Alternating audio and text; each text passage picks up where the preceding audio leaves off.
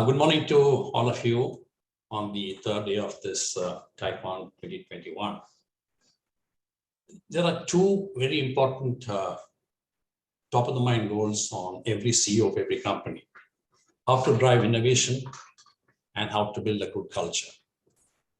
And when you combine the two, you get the question, how to build a culture of innovation in your company. Though on the top of the mind of every CEO or every top management, I don't think many the answers to these questions. And that being the case, this is the most appropriate session to answer those questions. And I think we have the ideal person to drive such a session on innovation, Dr. Sudeendra Koushik.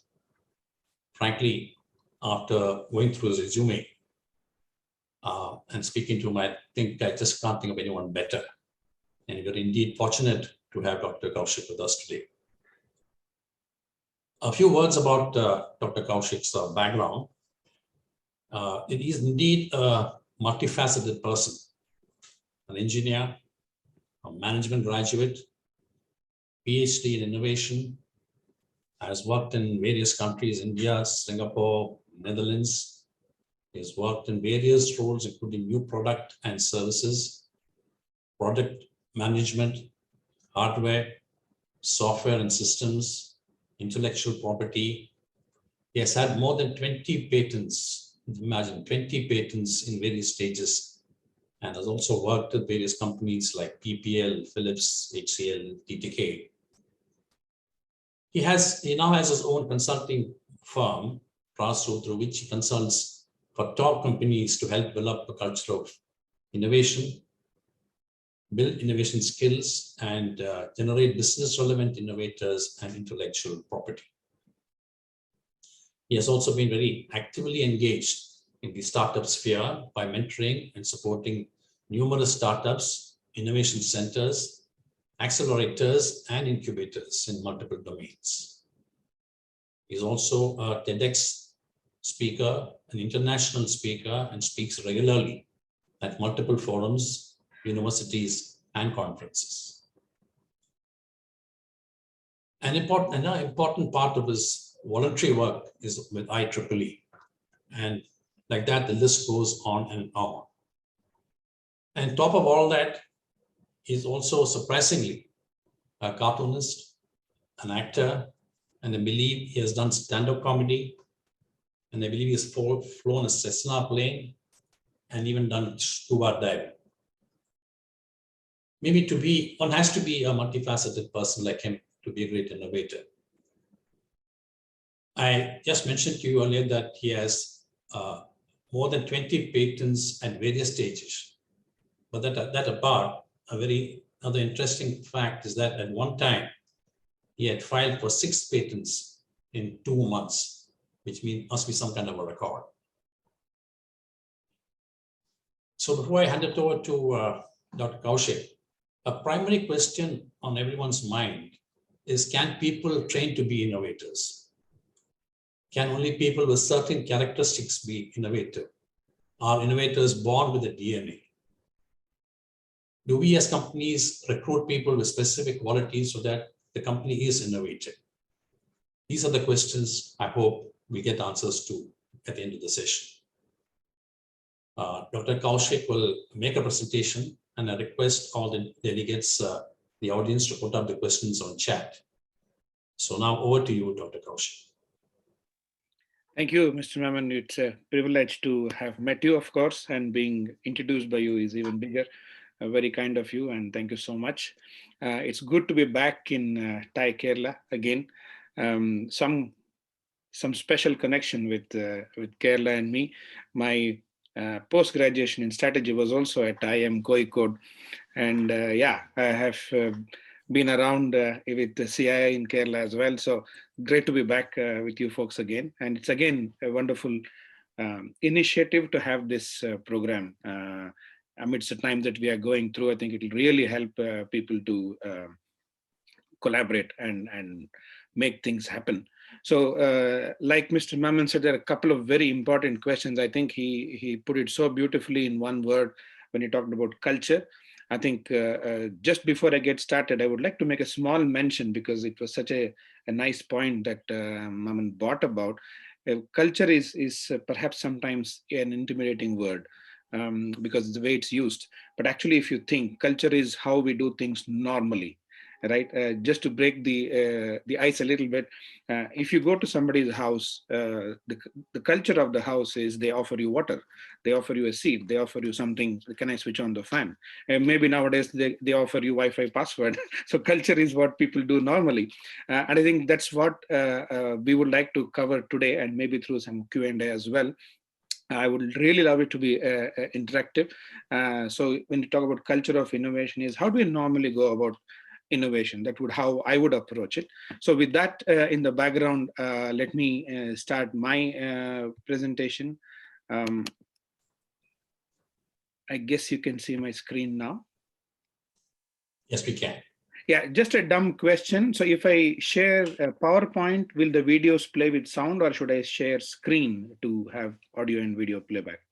If somebody can enlighten me. I think that's what. So you have to share your audio also, computer audio.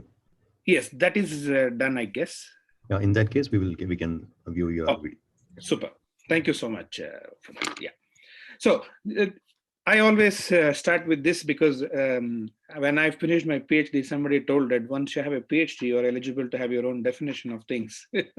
So, but the key here is that because it's such a used, abused, misused topic nowadays, just to be calibrating ourselves, innovation is doing something new that we all know, but it's something should be useful as well.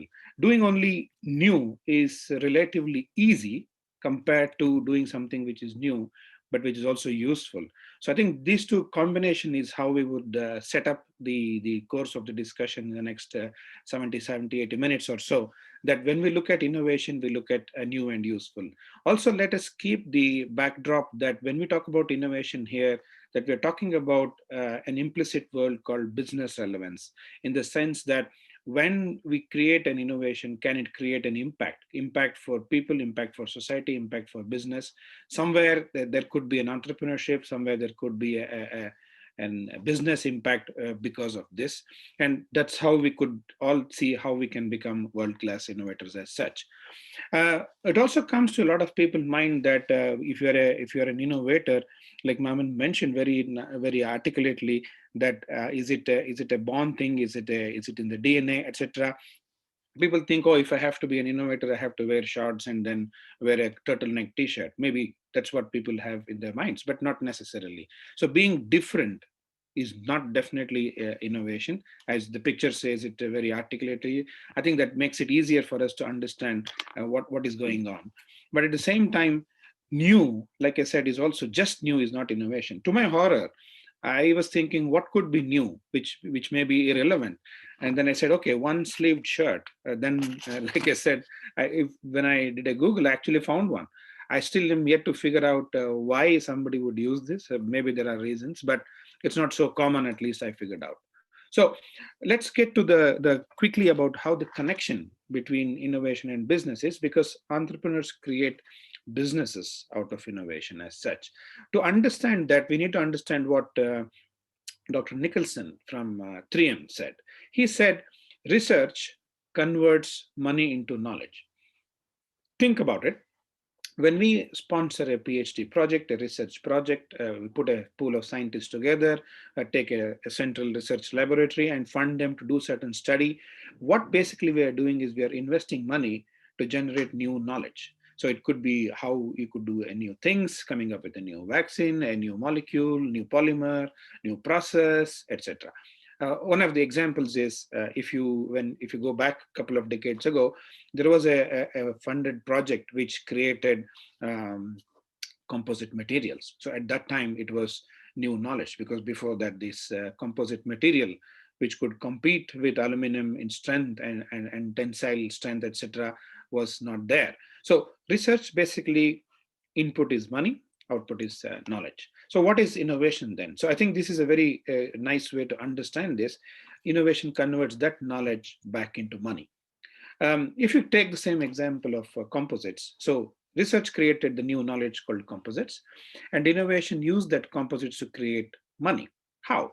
Okay, let's look back. Even you look at a Dreamliner, an aircraft which was ideally made from aluminum mostly, almost 80 to 85% was replaced by this composite material. Okay, fine. So how does it make money? Yeah, now you have a lighter aircraft, and for a given payload, it can take more people, right? Or for a given amount of weight of the payload and the aircraft, it uses less fuel.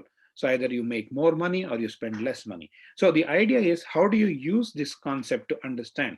And for today's discussion, we'll be hovering more around the bottom half of the screen, where there is a prior knowledge that we come up with and we convert that. But do not forget that it is important that it is new knowledge which has come from the top part of this slide. So there are a lot of examples that you can think about. If you look at the Edison's bulb story, you can imagine that people say, okay, he came up with this. Of course he did. There is no doubt about that. Fantastic guy, 1,070 plus patents at that time was incredible and still is. The knowledge that existed was that when a electric current passes through a thin wire, it becomes red hot and glows. So you cannot give that to people to hold and say, here is your light. So it had to be converted into a product which would make money by selling them across the globe. Now that is where business comes into picture. If research connects money and knowledge, and innovation converts that knowledge into money, what does business do then? So businesses, which could be startups initially, which start small, every business starts small, then they make the conversion from that money into more money. So their businesses help these things scale. They make them appear globally, multiple different product lines, regions, and so on. So I think the whole idea is, can it become much more wider in terms of applicability, and hence much more people can get benefit and much more revenue can be generated. And there is another dotted line, if you see, which is going back from business back to research. So is it necessary, or is it just for pictures? No, this is very important that is a closed loop system, because in a metric system, you always see a business spends a certain amount of its revenue back into finding new research and innovation. Sometimes it's called R&D roughly. So an amount of money that comes from business by scaling the business is fed back into the system. So if you understand this message, you can understand very clearly that neither one of these three building blocks can exist without the other. Research is meaningless without innovation and business. Business cannot sustain without research and innovation needs new input in terms of money and knowledge. So the whole idea is, this system should be understood, and we should understand our role in this system as well. So once you look at innovation, then there are three ways to monetize. Like I said in the beginning, if you want to look at as a business impact, you can create new products. Products are the more, let's say, the tangible ones. You have new physical products that you can create and then sell them and make money. The second one is, of course, the intangible ones, the service. So usually product and service, the single most differentiating factor is, one is a tangible, physical product. The service is intangible and experiential thing. So there are many more differences, of course, and there are different ways to market product, which is very different than marketing service. But the idea is that these are the critical two ways that you can monetize any idea, any innovation that we come up with. Of course, in a service service mode, which could be examples like banking, spa, or hair salon, and so on, you experience it, and it can vary people to people. But if it's a product, it is the same product for everyone. So everyone has the same product in their hand if they pay the money for that product. And there is an interesting third option to monetize, which is called patent. So the person who has this innovation, maybe he or she will not create the product. Maybe he or she will not create the service either. So they will capitalize by protecting their innovation through a patent, for example. But if you do so, you could do two things. You could do nothing, hold it, keep it to yourself, which is possible, just to keep leadership position. Some of the companies do that. But if you were to monetize that, you could let someone use your patent, who in turn then could make a new product or a service. So new product is you make yourself, new service is you make yourself a new service, and then patent is you cover your innovation and then license it to somebody to make it. Let me give a quick example. This I found a couple of years ago. It's a very simple, non-technical innovation. It is basically an easy bag, as it's called, you can see on the title, which is to help basically people carry pizzas. So it says it can carry a couple of pizzas.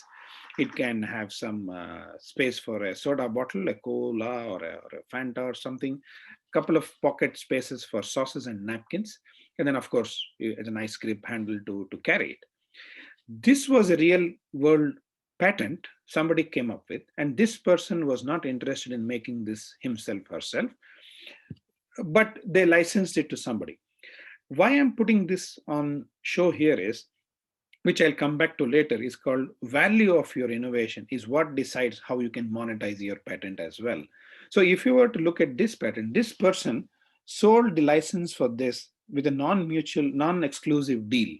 Okay, exclusive deal means only that licensee can use that. Non-exclusive is anybody can use that for a whopping $1.5 million.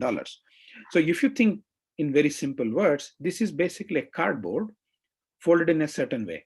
There is no artificial intelligence. There is no machine learning. There is no IoT, because these are the words you hardly go a day without hearing nowadays, and sometimes are totally unnecessarily.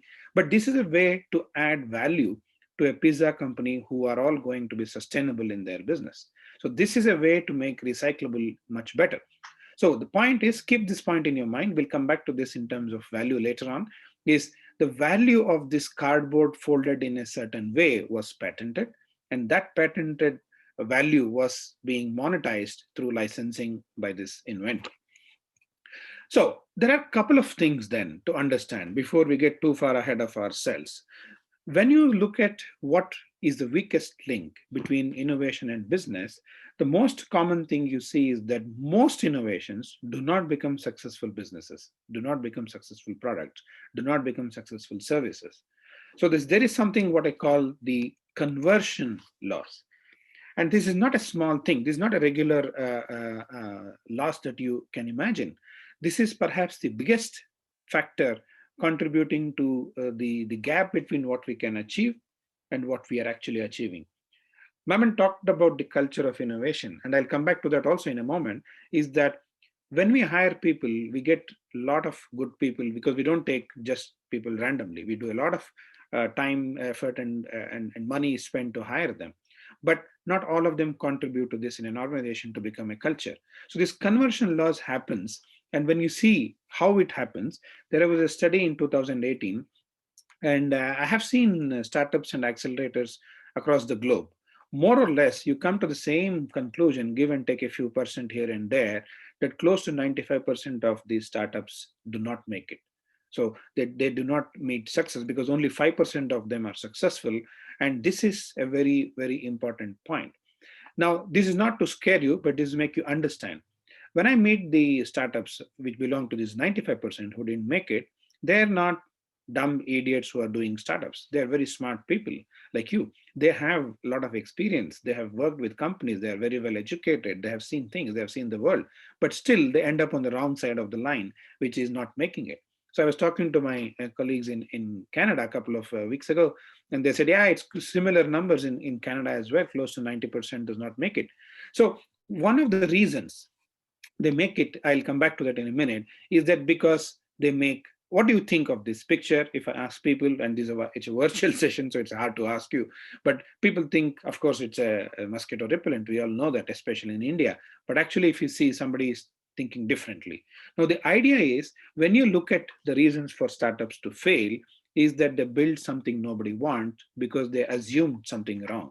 So this is number one, and I try to highlight it with the biggest font that I could fit in here, is because building something nobody wants is very, very, very, very important point for all of us to be world-class innovators. That means it's not the building that's the problem, it's the nobody wants that's the problem in this sentence. I think if you do not get the nobody wants correct, or what is a want is to be done precisely, building that will be a waste of time.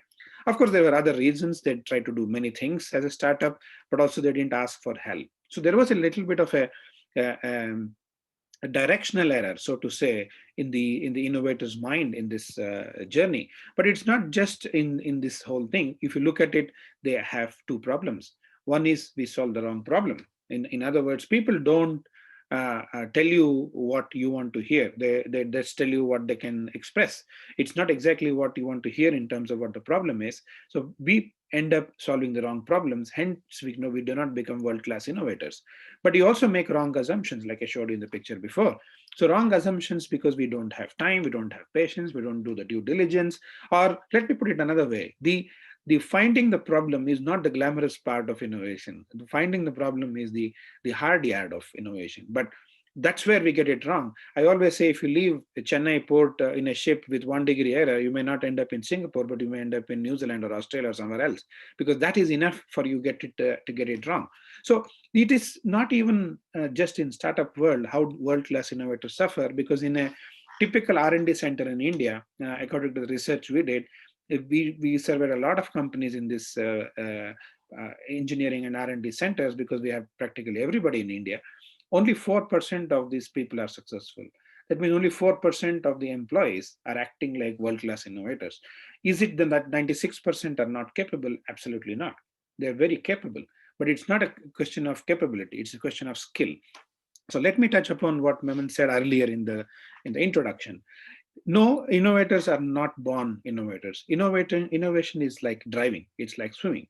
Anybody can learn. Some people learn it faster, some people learn it slower. That's about it. It's about the speed of learning something, but it's not about the ability to learn something. There is something which I cannot cover today in the time that we have, but there is a model of 12 skills of an innovator where most of us have some of them, but none of us have all of them. It's true for any holistic role, and this is an experiential skill. You can learn swimming, but you have to get into the pool. You can drive a car or a bus or a truck, but you have to get onto the road. Similarly, you can learn innovation, but then you have to do by doing innovation, not by talking innovation. So yes, it can be learned, and yes, it is possible to be learned, and yes, we can do. Some of the people are born with certain things which make them do certain things faster.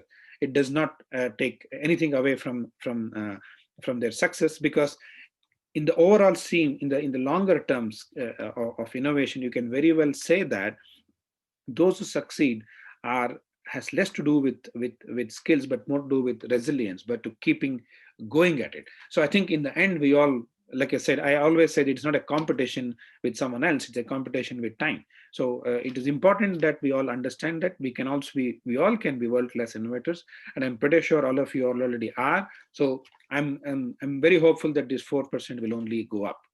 That is where the success rate can come into discussion. So what is a success rate? If I 10 things in innovation, how many can I succeed?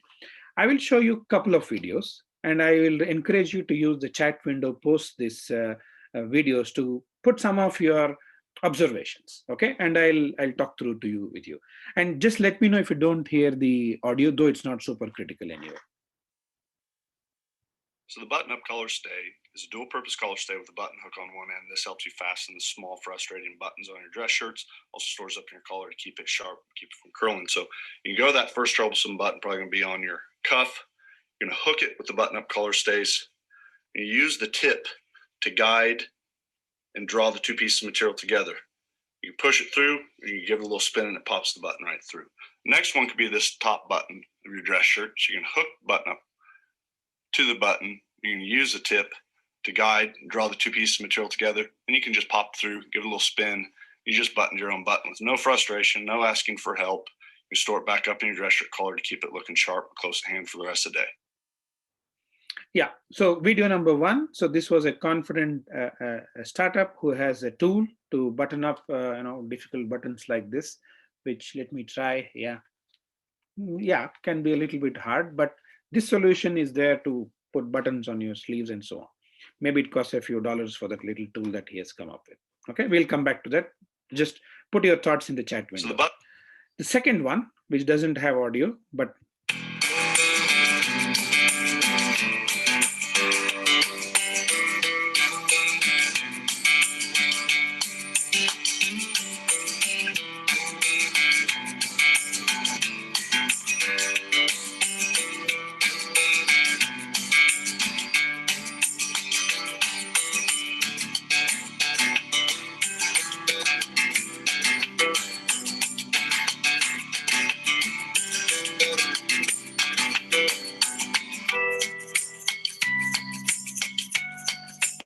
The second one is a bev buckle to hold a drink or a can of a cool drink or something onto this. So the context for the second one is that, if you're in a ranch or in the middle of a field or something, and you don't necessarily have a table handy. So what I want you to add in the chat is a little bit about how do you see these two products, okay? And if you would sincerely buy it, suppose this one is about $25. I think the previous one was about $5 or something. So just record your observations. We'll come back to that. Why is this important? There is something called value, which is a critical success factor in a world-class innovator's journey. And it's not easy to understand this. It's not easy to get it right every single time. For example, a customer always interacts with a company. It could be a small company, it could be a big company, whatever company, somebody who makes something intended to be for a customer, right? Customer always brings money to the table, always. But what do we give in return as a company, as a startup, as an innovator is not product, but value. So we deliver value through a product, we deliver value through a service. And when these two meet, when what's in it for me meets, I don't make products because somebody wants it, because I make something because somebody buys it, right? I counted something like 28 toothpaste the other day in a reasonably big supermarket. But I'm not going to buy all 28 one after the other, even if I change every 2 months one toothpaste. I'm not going to try all 28. Definitely not. Because I don't buy because somebody makes it. Now you make the choice as a user every single day. Every single day you're making the choice that because it's out there, you're not buying. Now turn the table. When you're the maker, you will be facing the same situation from other buyers, because other buyers are also telling you as a maker, I don't buy because you made it. So why do I buy something? Because there is value in it for me, according to me. Now, this is something where a world-class innovator always gets it right. As a maker, I don't think it is valuable. I know that it is valuable from the customer's point of view. And that's where most of us get it wrong. When I say wrong assumption, is that because I think it's important, I also assume that the customer thinks it's important. No. Otherwise, every customer would buy every single toothpaste that came on the shelf, or every customer would buy only one toothpaste on the shelf. It's neither is the case. Different people choose different toothpaste on the shelf because they think that is different. I always joke that today everything has to have aloe vera, right? So maybe the paste with charcoal is back in style again, which was said a couple of years ago that it's bad for your teeth. So who has the money gets to decide what is valuable. Keep this in mind. And that means it's completely contextual, out of your hands, what the customer thinks about your product. Now, this is where a lot of innovators get into trouble because it becomes a very emotional thing now. How can you reject my idea? How can you say it is not valuable?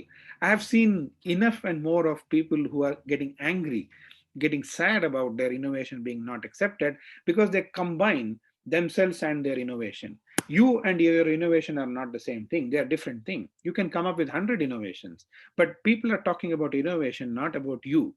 So if you can separate yourself from your innovation, this discussion will become much more objective.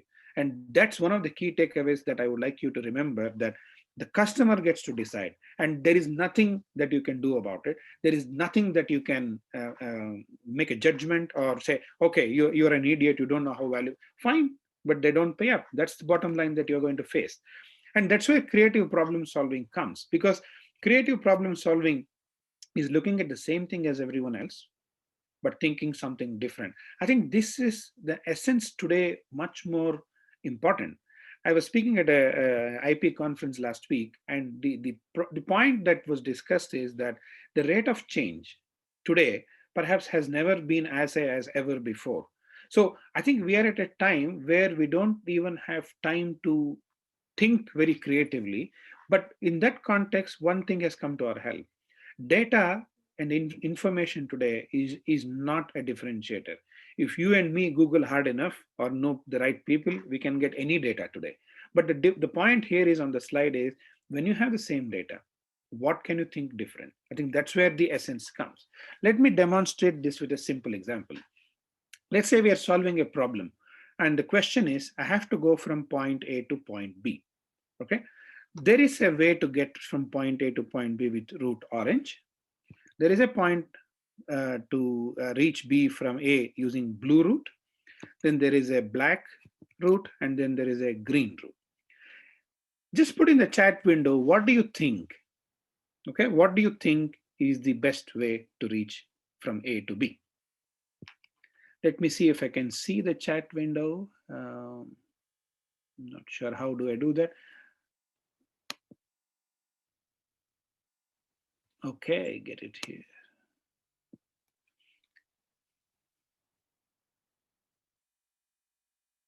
So the question is, which route should I take? Or if anybody wants to answer, if anybody wants to say, that's also fine. I think the others have been muted, so I don't think they'll be able to answer. Okay, maybe if you can help with the chat, if there is any. I can't see anything in the chat as yet. Okay. The idea is when you look at this, this problem of going from A to B, there are 4 possibilities. Maybe there could be more, but in this illustration, there are 4. Now, people say, I will take the orange route. People might say, I will take the shortest route. The question is, it is not about right or wrong. The idea is, if you have a constraint of time, you might choose a certain route. If you have the constraint of distance, you might choose a certain route. If you have the constraint of cost, you might choose a different option. Comfort, suppose I'm taking somebody out of a hospital with a spine surgery, taking them home after the surgery for rehabilitation, then I might not consider any of the 3. I might consider the smoothest route, which could be anything. Or if I'm going with someone special and then I want it to be the route to be as long as possible, then I take the green route. So the question is, without knowing that, there is no way you can suggest the best solution. And this is where world-class innovators differentiate themselves from the ordinary ones, where they're so much more accurate about what is the variable. Dr. Kaushik, this is just to tell you there are some chat answers to your question in case you are interested. Okay. I hope you can see it. Let me. No, I'm not able to see. Maybe you can read it out if it's okay. Yeah. Pradeep Kumar has chosen orange. Harshan Nabudali is black. Gupta orange. Abitalas anyway is good if it addresses the value. Shaikh Shahnawaz says any route would be fine. Jacob Joy says mix of orange and blue. Okay. And Vidya Lakshmi has said blue is optimal. Can you see the chat now? Yes, now I can see. Yes. Okay, great. Okay. Thank you so much. Yeah, so I think the idea is without knowing my variable, as I call it, we cannot give a solution which is suiting me. Like I said, I have come out of a hospital with a spine surgery. I need the smoothest route to get home because I'm, to be very careful, etc., etc. But thank you for your answers, because this is the point I wanted to articulate, that it's important to understand before we solve something. And let me give a short little example also, that when you look at a lot of companies trying to give us solutions, a lot happens like a doctor and a patient. If I ask you to imagine going to a doctor, and as soon as you enter the room of the doctor, he gives you a prescription of medicine to take. It sounds ridiculous, I know, because we wouldn't take that medicine, or we wouldn't trust the doctor, or maybe both. The point is, if the doctor does not know what is the context to your problem, there is very little he or she can do about giving you a solution. So context is very important, and this again a short clip to convey the same message, and I want you to understand this very few seconds video to get this message.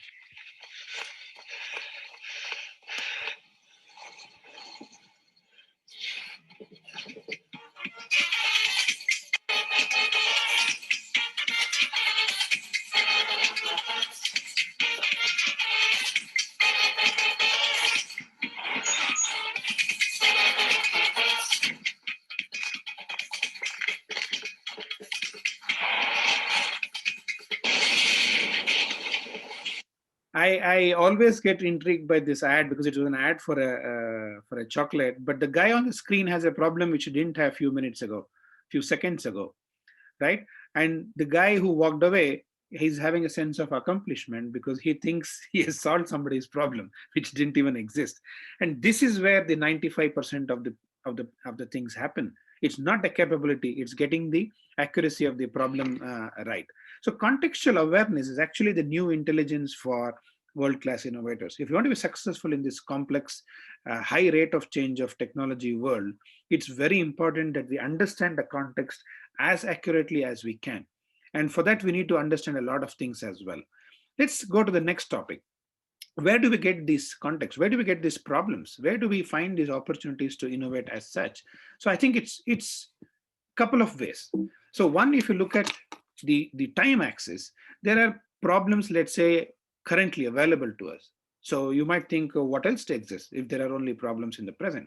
Problems in the present that include, we have traffic congestion here, we have carbon footprint issue, we have something with the pandemic, and so on and so on. So these are the problems that exist, and we can have a good amount of information about these problems today if we were to solve it. But the second category is more interesting. These are called potential problems. That means these are possibilities that can occur which can become a problem in the future. Okay, so when you look at this, there is no data because it's in the future. It is not even true. It is not even 100% in real. So it is only a possibility that this problem can occur. So you might be wondering what this could be. So the ideal example to understand that is, let's say people are working on, let's say, autonomous cars where there is no steering wheel. Okay, in the level 5 car, there is no steering wheel at all. So it goes on its own. It's quite scary, I know, if you don't imagine autonomous vehicles in India for the moment, but you should think of that vehicle. Now, let's assume whatever point of time we have an autonomous vehicle where there is no driver needed, okay? So you're waiting for your car in your office, so your autonomous car is coming to pick you up, and on the way, there is an accident for whatever reason. Now, who should be blamed? You? No, you are not in the car. But who should be in the car? There is nobody in the car. So whom should you blame? You cannot put a case against the car according to the present situation. So there are a lot of things which could come up in the future as problems. Now, the difference between the left and the right, to be a world-class innovator, you need to do both. Left is tough, right is tougher, because one, it is difficult to predict exactly what the problem is. But if you can, you have a winner. It's a bingo. It's like jackpot, right? So a lot of companies, a lot of good innovators think about trends, how situations are changing. Can I plot a dotted line of what it could become? They take the help of hype curves from Gartner cycle or somebody that's studying people and markets and changing habits and so on. So if you look at any aircraft today, a good modern aircraft has a USB port on it for charging your phone. So there was a one point of time they had to make a decision. Look, in the future, there are going to be so many devices charging with USB that the sockets and sources of power should be USB. So what I'm basically saying is high risk on the right side, but high reward also on the right side. But as a world-class innovator, we should think of both. This is one way of finding problems. The second one is, of course, when you look deep into the current situation, there are two ways again to look at situation. There are something called gaps. Gaps are, there are a lot of solutions in the market. Good toothpaste, shampoo, schools, phones, monitors, computers, etc., watches. But they don't fulfill some part of the need of the consumer, of the market, of you.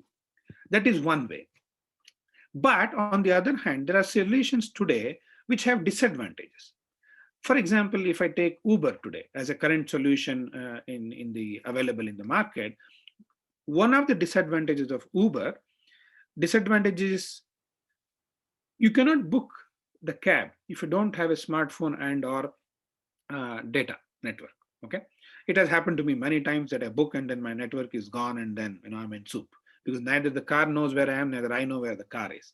So that's a disadvantage of the system.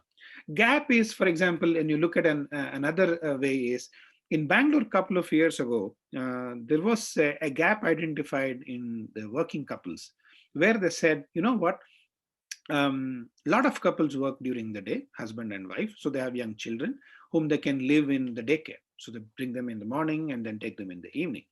But it was also figured out that there was a gap in the market, that there are a lot of people work late in the evening or even through the night. So how do they take care of their kids? There was something called the day-night care open. So where you could actually bring your kids and babies any time of the 24-hour cycle and then leave them till you work.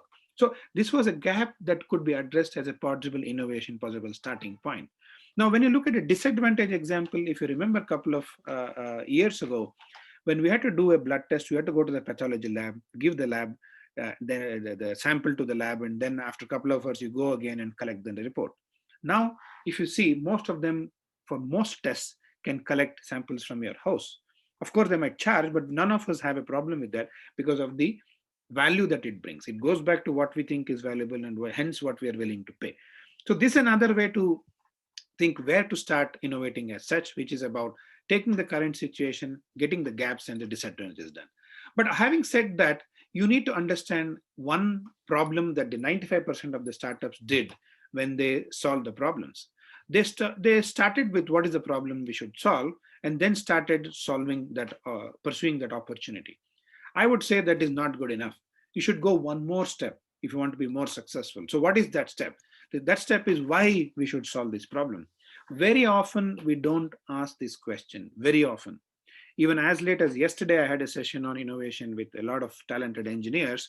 So the question was, there were, I don't know, from 50, 60 of them in the room, in the auditorium. So I asked them, how many people are in the room? How can I count the people in the room? So anybody wants to give me a solution, if there are n number of people in the room, how can I count them? So imagine we are all sitting in a room now, in a physical room. And I'm just asking you folks, hey, I want to know how many people are in the room. How can I count them?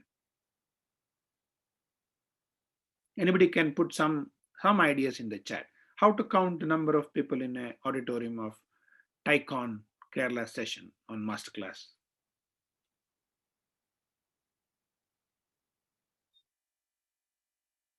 Let's see if we get some chat. Maybe I hope I can see the responses, if any, on the chat. So the question is, if you are in a room listening to this lecture physically, if we were having this face-to-face, how do I count the number of people in the room?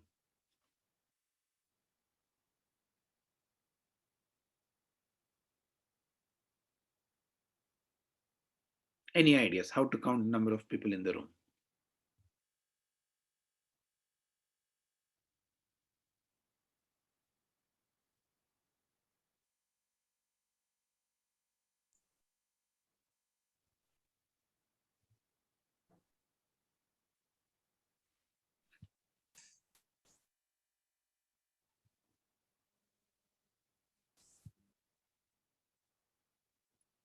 Count the tables and multiply. Fantastic. That's a great idea.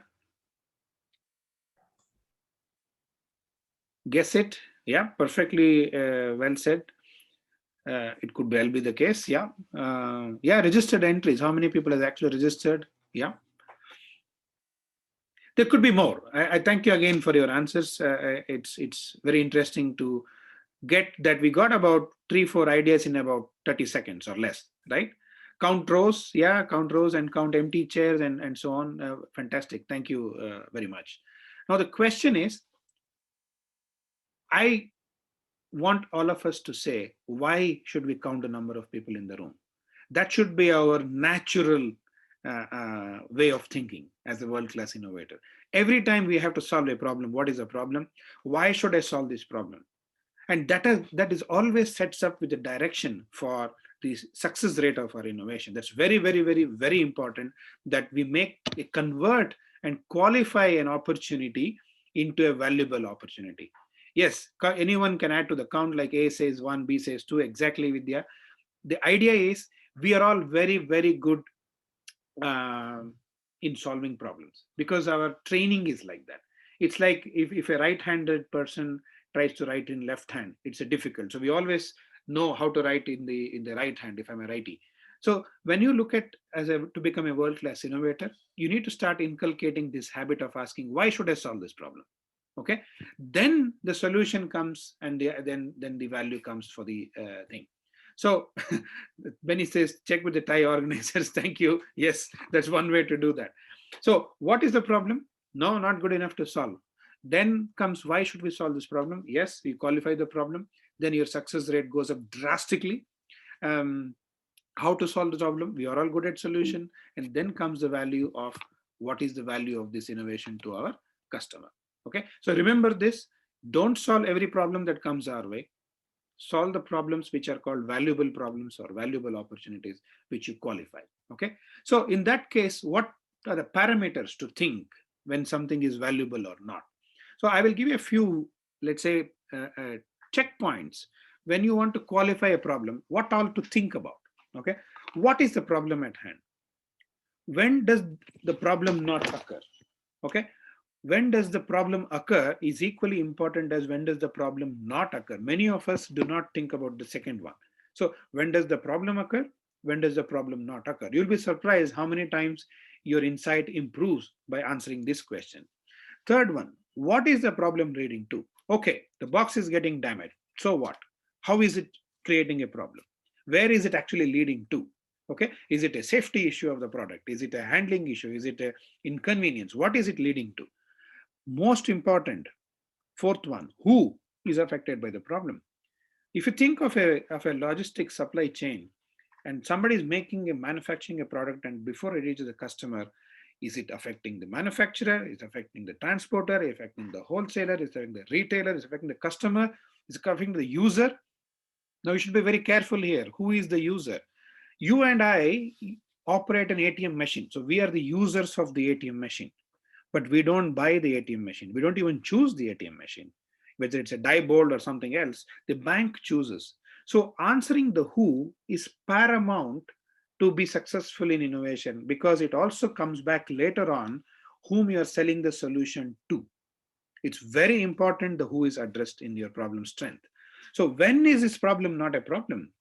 So there is something happens A and B, and then this becomes a problem. So if I don't have the situation A and or B, then this is not a problem. I told you earlier, this is not the glamorous part. This is not the easiest part because we have not done this.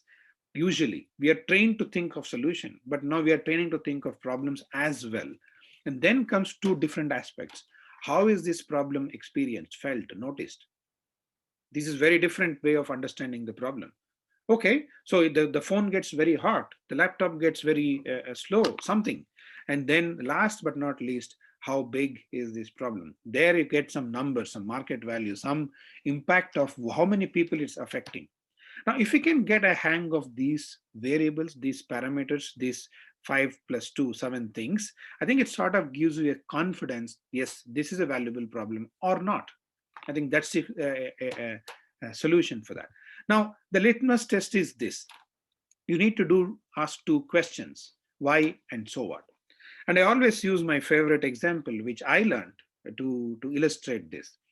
When I was doing technology product innovation almost 6 years ago, I had to do an appliance with a high tech.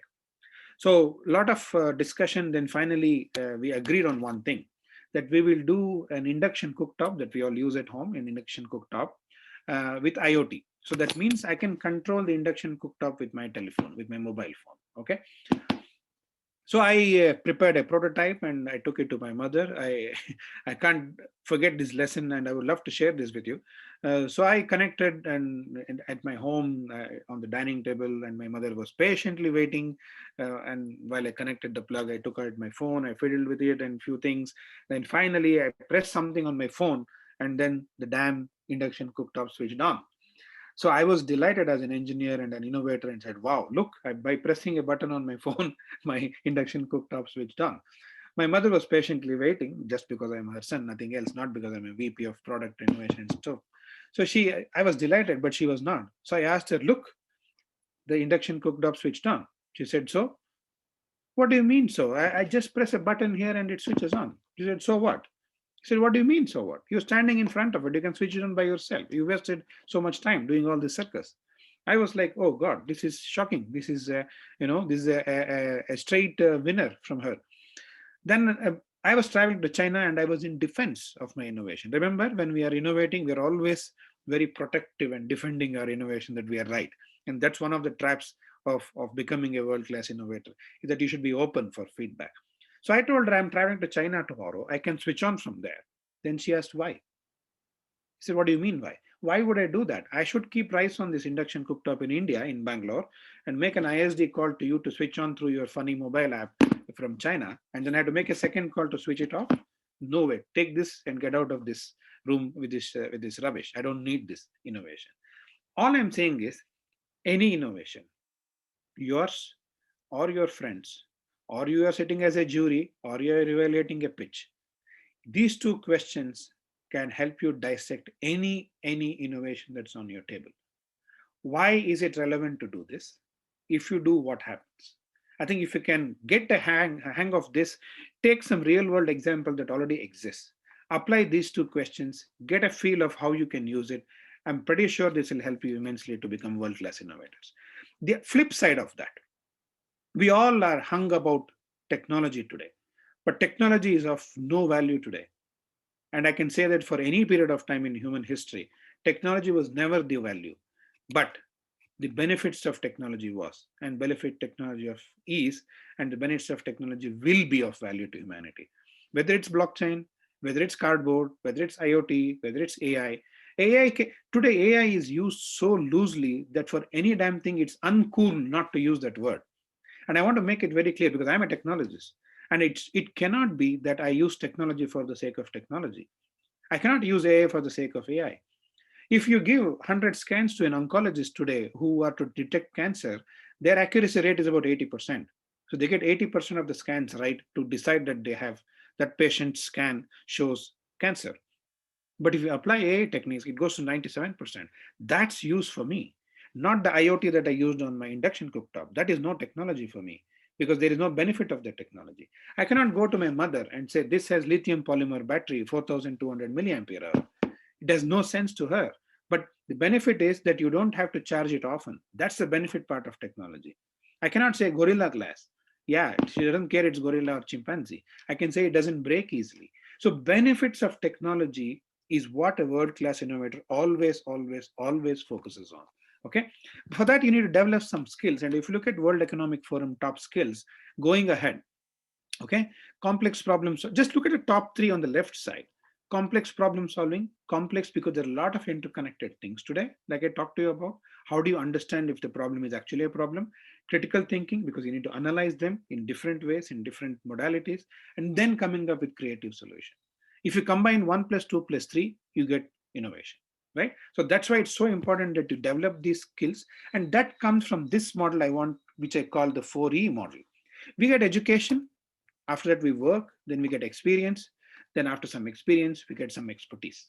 Okay, we learn, we experience, and then we get expertise. So we might be an employee, and on the other side, we might be an entrepreneur. Now there is something in between called intrapreneur. So an employee works in a company within the boundaries of the company. Jump to entrepreneur. An entrepreneur works in his own company. He arranges everything for his company. He is responsible for making all the decisions in his company.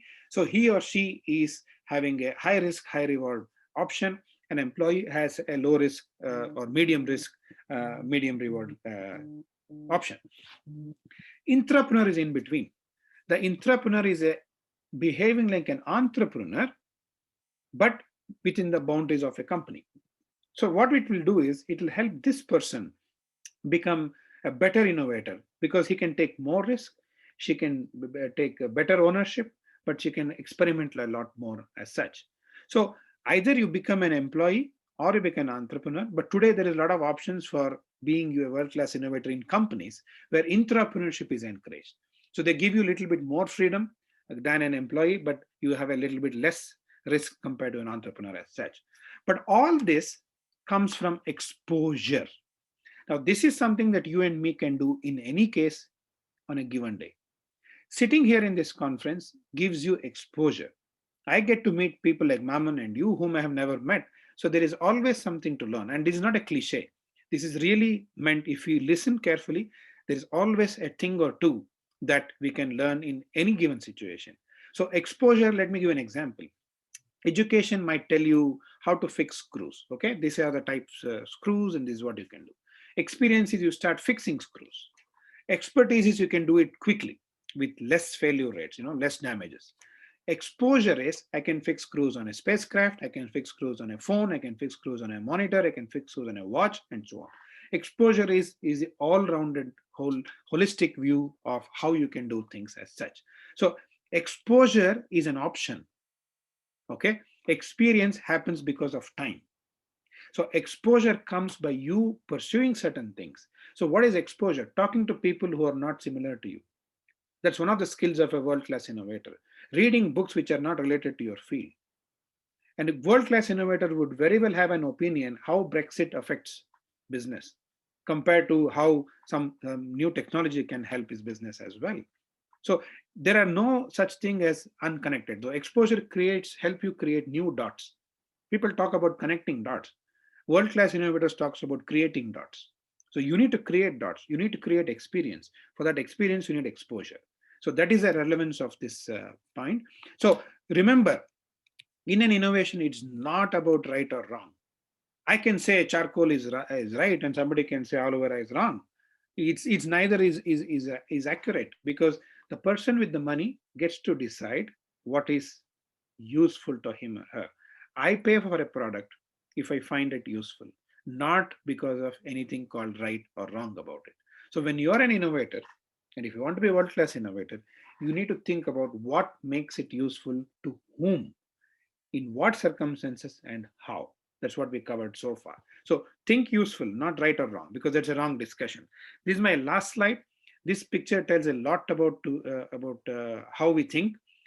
Whether you are an entrepreneur, whether you're an entrepreneur, whether it's an employee, we always get chances.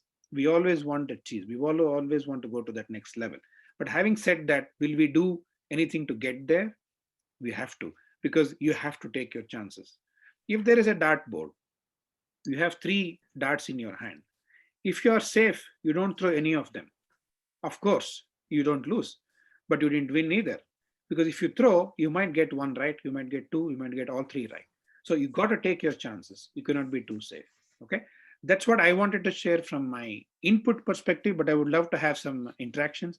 If anybody is interested, you can Google my name. You will get my TEDx talk, which Mammen talked about, and some more things that I have done around this area, which might be useful to you. And I'm also on LinkedIn if you were to connect with me. So again, thank you so much for having me and listening to me patiently. And I would be happy to share some questions. That was wonderful, Dr. Koushik. Thank you. Very revealing, very informative. Yeah, while the questions come in, I thought I would just put a few questions myself. In one of the studies on innovation, I learned that, to the surprise of the researchers, that most top executives do not feel personally responsible for coming up with strategic innovations.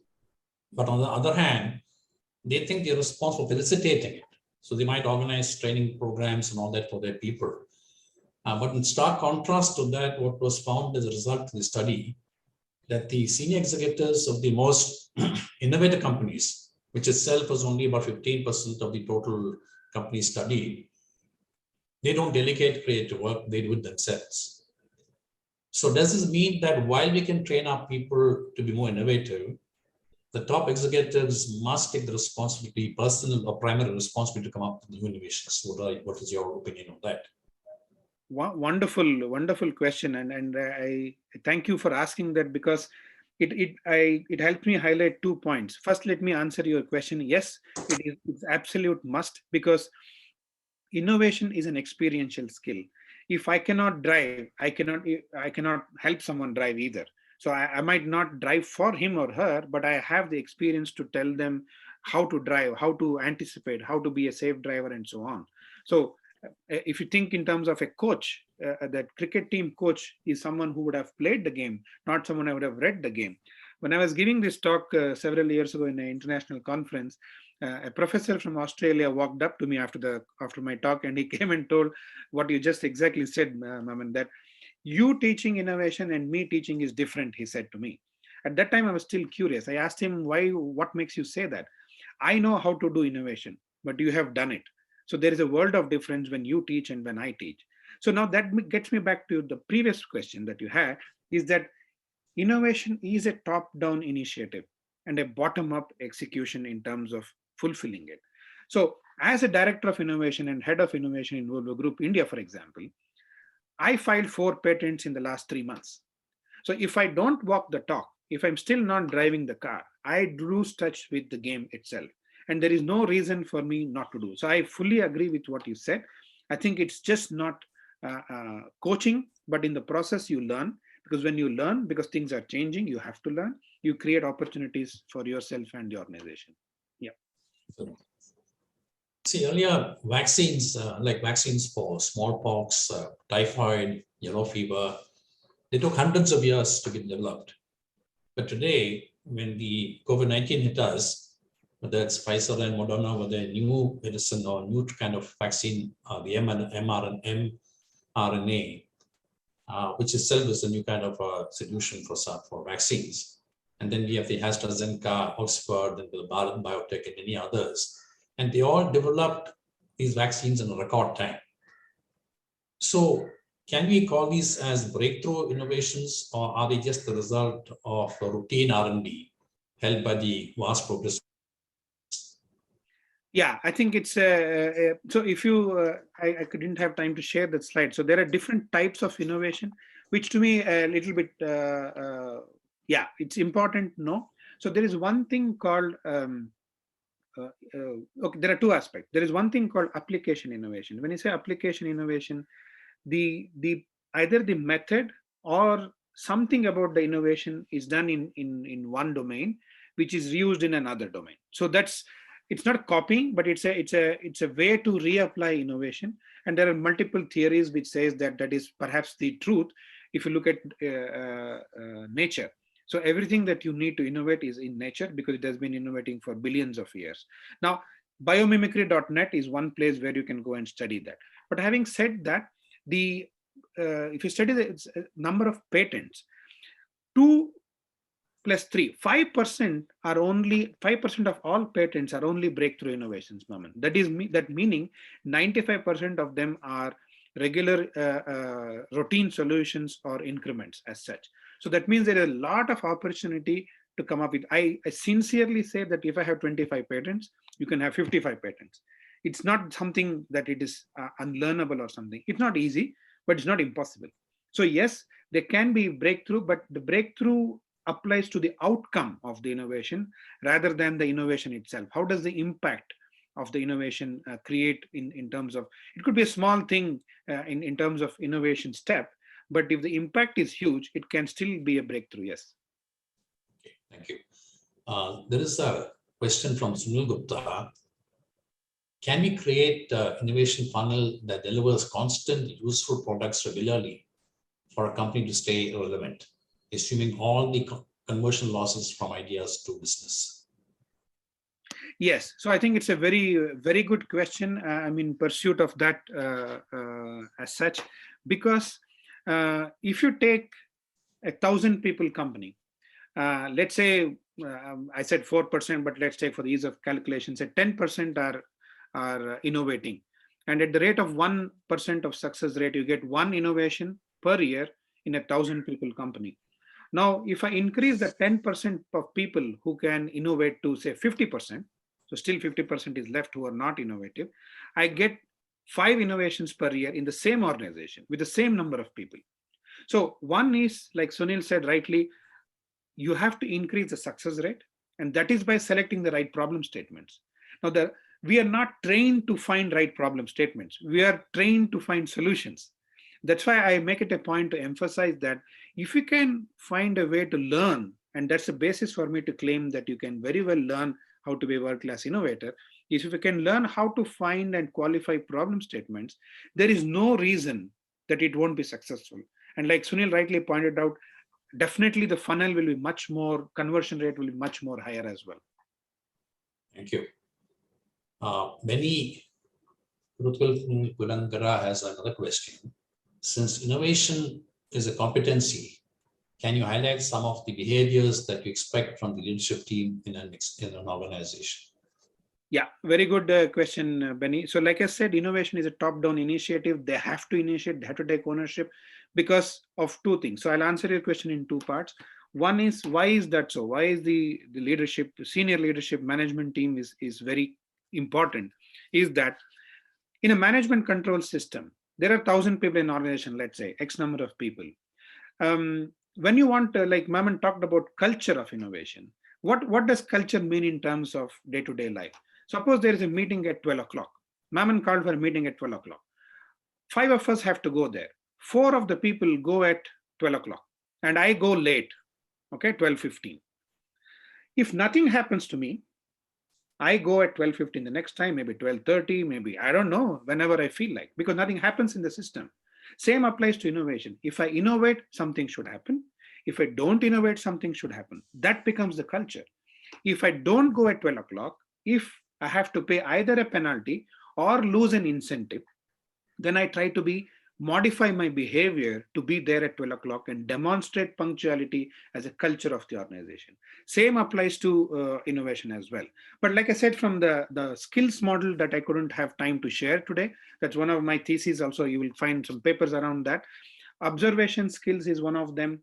Facing failure is one of the key things. Ability to experiment, networking, which is not always hand in hand with technologists because they're generally let's say introverts. So there are many things like this: developing your intuition, ability to face failures while at the same time being very clear how to validate your solution. So there are many attributes, many around this which we can build. So maybe something to continue the discussion about, but it is possible. It's possible to do that. Thank you. Amital asks as a question saying, what's the reason for certain companies like Vicks, Dettol to go with the same product, same formula to continue without doing much of innovation? Yeah, I think it's a very important question. When you see strategic intent, it goes back to the same point of what the organization wants. I have heard many CEOs talking, unlike Mammen started with this fantastic point of how agenda of CEOs talk about having innovation in their organization.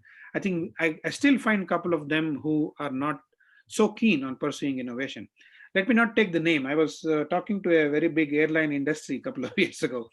And I was remembering it just yesterday, coincidentally. The gentleman said, when I was talking about the need of innovation in his organization, he said, look, my order book is filled for 6 years. So why would you want me to talk to you about innovation? I said, that's perfectly fine. That's the answer I wanted, because if you don't want to talk, there is nobody in the organization. I need to talk about innovation, because at the head, you're not open to it, and that's fine. But that's a strategy they took. So there are a lot of companies, a lot of research which says 2 out of 3 companies would disappear without innovation. And I don't think it's an exaggeration. We talk about Kodak. Let's talk about BlackBerry. High-tech company, 100,000 plus patents. Nokia, they are all becoming, or already have become irrelevant. Not because they did something wrong, but they did not do something right. They did not stay relevant. But having said that, there is always this cash cow companies try to utilize or exploit. So it all depends on what the strategy is. So there are 2 basic strategies. One is do innovation with what you have, or find ways to get to where you want to go. I think depends on what the company pursues. We just talked about some of the big companies that fail. I would like some more information as to why they really fail, because many companies that what we talked about, like Nokia, Kodak, Blockbuster, Yahoo, Segway, they were large companies. They obviously are very intelligent and very capable people, and they know what innovation is and the need for innovation. There's no dearth of resources, but in spite of all that, they failed. Why is that? I just can't understand that. What could be the reason for that? No, it's a fantastic question. So there are 2 schools of thoughts when you come to understanding. You hit the nail on the head. When you understand the needs, it all starts and is how accurately a company can get to know what is needed to be done. I mean, having said that, we have done so much of studies and so much of education around that. That thing still is quite evasive. So there are 2 schools of thought: that the company knows what the customer wants, and I can give you a lot of examples for that. And there is another school of thought which says the customer knows exactly what they need. Let me take a non-technology example of Kellogg's. Kellogg's in India has been around trying to make us eat cereals for close to 3 decades. And we all know it is making rounds in the last couple of weeks that now they have launched Upma. Now that means the companies who are open, it is always possible that you are proven wrong. That's what I said earlier. When your ego gets attached to your innovation, it's the first reason for you to fail. And the more you stick around saying, when you ignore the facts. Like Jack Welch said, if you don't face the ruthless reality, I think that's where people start to drift away from reality and live in their own world. Kodak had the first digital camera, but they never said customer would want it. Nokia never said two SIM was an option that people would be offered, or a good camera is a necessity for a phone, or a touch screen which should be a resistive touch or a capacitive touch. Because I'm wearing gloves in a cold country, that doesn't mean I'm not going to be without gloves anywhere in the world. So those can happen. That can happen. But there's another aspect totally different from this point which affects this, called adoption of innovation, which is out of everybody's hands, including the maker's hands. It took about a couple of weeks for Google Plus to have 1 million users, and it took 100 years for car industry and telephone industry to have 1 million users. 100 years compared to maybe 20 days or something. So that means the adoption is always some. That's why I said the guy with the money in the pocket gets to decide what is it that he or she wants to do. But we like you said, we cannot go wrong, and if you want to make no mistakes, then we cannot innovate. But having said that, how quickly do you get the feedback to correct it? I think that's where the difference has been between successful companies and not so successful companies. Yeah, thank you. Another question is from Bala Murali. When one has to prioritize improvement of an already strong product area versus high risk disruptive areas, might you have any advice for a product manufacturing company? So the idea is to have how do you prioritize when you're existing? I think Strong product. Yeah, my suggestion in those cases is like we talked about the cash cows. You cannot go to the extreme of saying I'll stop what I'm doing for my bread and then start doing innovation. I think that philosophy will never work. Execution of current projects, current business areas, and innovation go hand in hand. Because if you see even the business loop, feeding back a percentage of money, usually 5 to 15% of your annual sales comes back to R&D. Now the idea is to keep a tab on the trend. How is the market changing? If you see the market information that's on the web, Shell is very quickly, steadily, but certainly moving away from fossil fuels to electric charging. It may be so slow and subtle that we may not have noticed it, but it is happening. So that means while you're good at what you're doing, and that can be your strength can be your weakness, but when the things change around you, you are not ready for it. I think my sincere advice or suggestion would be, while you are good at what you're doing, be aware of what I call know what you don't know. And that's the hardest part, because there are so many things that we don't know. That's why exposure comes. Have people in places where you don't expect them to be, expect competition from where you don't expect them to come from, but at the same time, make sure that you are consciously deciding in something. There are two things when you look at problems that can occur in the future. Either you go with the trend, things are changing in a certain way, so let me adapt to it, or you go against the trend. It might sound counterintuitive to you, but let me give an example. Today, if you take all the people in this call, I'm pretty sure 80 to 90% or even 100% of us are wearing clothes which are ready-made. Okay? Raymond's said we are not going with that trend of ready-made clothes. They're going to custom-made tailoring. So it's fine. Like I said, both schools of thoughts can work for you. But the key is, are you listening to the feedback? Are you seeing the feedback as it is? And that's where I believe what Jack Welch said again makes a lot of sense. If the rate of change outside is more than rate of change inside, we are in trouble. I think that's the essence that I would suggest to you to keep, Bala. Thank you. Another question that has always intrigued me, though part of it you answered saying that people need not necessarily be born with an innovative DNA. You can cultivate it, they can be trained.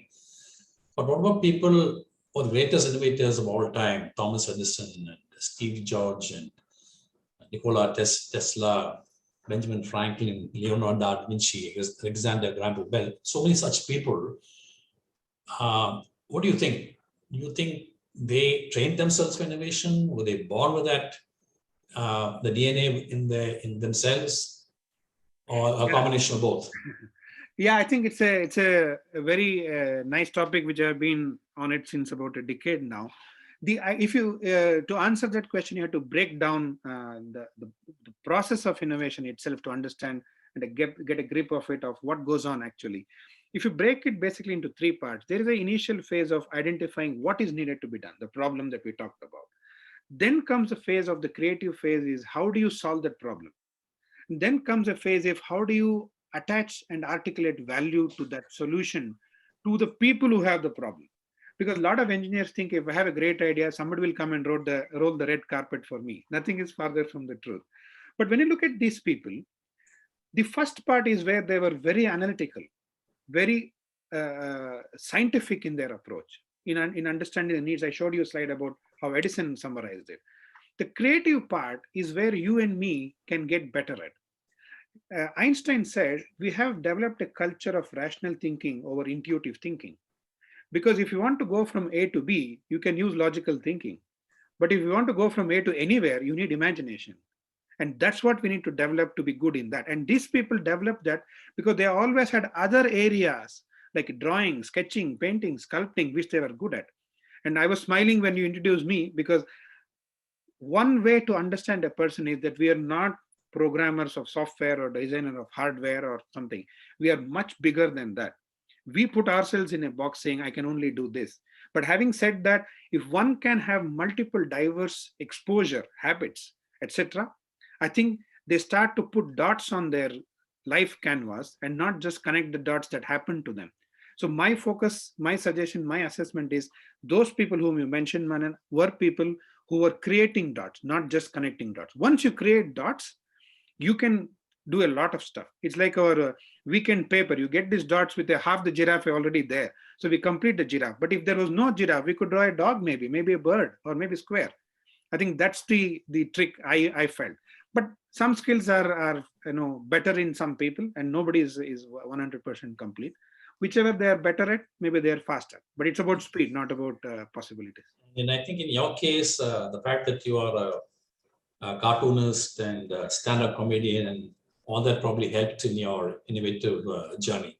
Definitely. I mean, you need to use your right brain and your left brain for all this. So you're spot on. And if you're not relaxed in innovation, you don't get new ideas, right? So absolutely, yeah. There's another interesting thing which a research that was reported in the Harvard Business Review, I think. I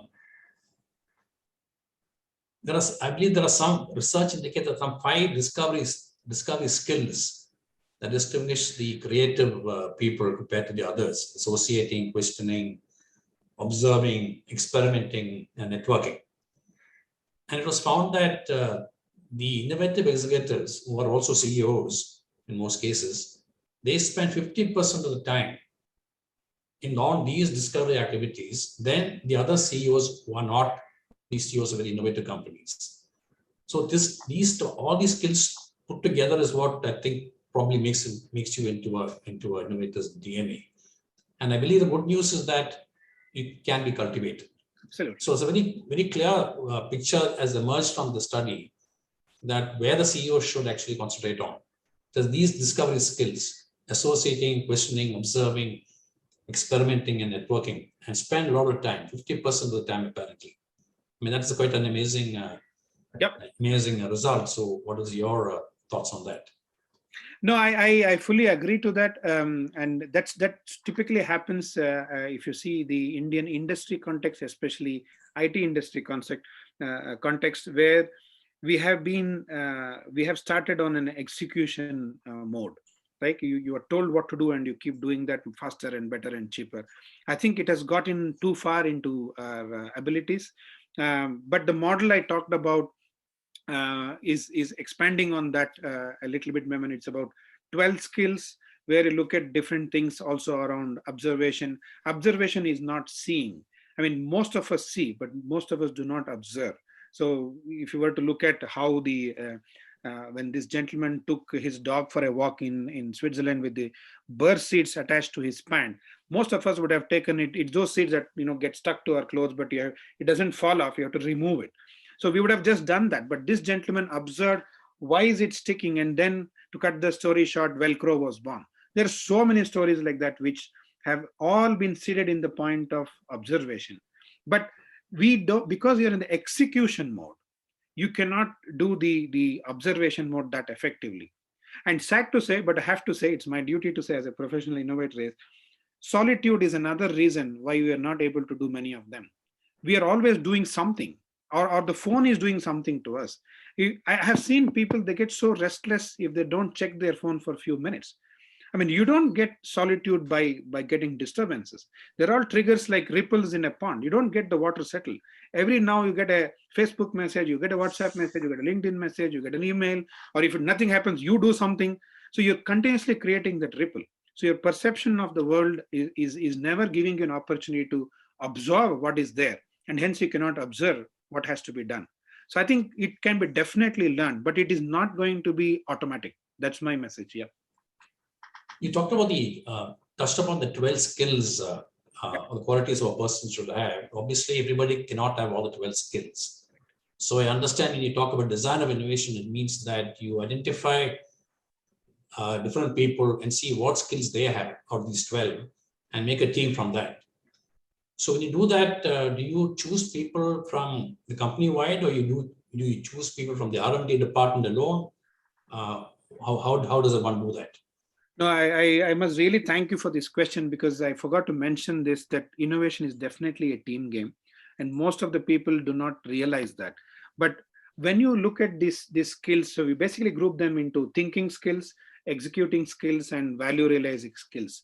So when you randomly put people, I was at Cupertino last February, before all the hell broke loose, talking about exactly the same thing. I was asking them, how do you hire innovators? Because you are supposed to be the best in the world. And I was with my model to discuss with them. So that was the background. They told me that it's subjective. So X number of people interview a candidate, and together they say, I think he's innovative, I think she's innovative, and then come to a conclusion. I said, how can you repeat it? How can you be accurate? How can you be scientific about it?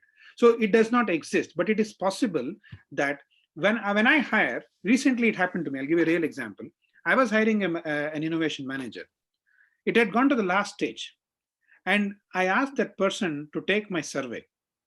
And to my good luck, I would say, that survey showed that this person was risk averse. And risk averse person and innovation, that's a big no. So yes, you need to put people together, but for that you should know who the person is. I cannot put three thinkers together. They'll keep thinking, nothing comes out. I cannot put three doers together. They keep doing, but somebody has to tell them what to do. I cannot put three value creators together because they only talk because they have nothing to sell. So like you rightly said, and I thank you again for that, is to put design of teams, which I call as a design of team, where a thinker, a doer, and a value extractor should come together. Then suddenly what Sunil asked earlier, your funnel ratio of conversion goes up by design, not by accident. I think Sunil's got another question I find here. India is not doing large-scale investment in grassroots research work, and thus innovations are not coming up in India. Do you feel that India can leapfrog on innovation game on working or piggybacking on available research around the world, hence saving R&D costs? No, I think it's a fact. It's a true point, and a very good point as well. I think it's true, but also it's changing now. If you see the Western concept, the research and innovation is tied together, but it goes back to the incentive method. So if you incentivize the wrong thing, you get the wrong results, of course, because it's a management control system, which is closed loop system. So there are a lot of investments now coming into research, but the research is linked to innovation, which is like a product. Then better quality of outcome will be there, Sunil, for sure. For example, if you see a national hydrogen mission, which is being set up to create solutions for our transportation segment, I think there could be a lot of research and innovation at a fast pace. But I don't want to spend more time, but if you take research as a research only, then it becomes paper publication, and then it becomes a thesis which nobody reads. It sits in some library, and nowadays it's not even a physical library to dust. It will sit in some computer storage, and nobody will even know about it.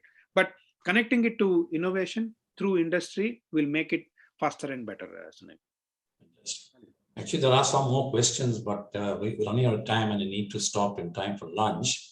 One last question is that while you're now working with the largest and most innovative companies in the world, like Philips and Volvo, how do most of us, the MSME companies, how can we benefit from your help? Okay, so you mean in terms of the companies or myself? Well, we, the companies or MSMEs, since you are consulting with the larger companies like Philips and Volvo, do you offer your services to the MSMEs also? Yes, yeah, I work a lot with MSMEs also, because I think the powerhouse of quick and impactful solutions come from MSMEs, because there are a lot of things that happen within a smaller group, and decisions and progress can be much faster, and hence impact can be. All it takes is the MSME has the right intention, because that applies to small companies as well as large.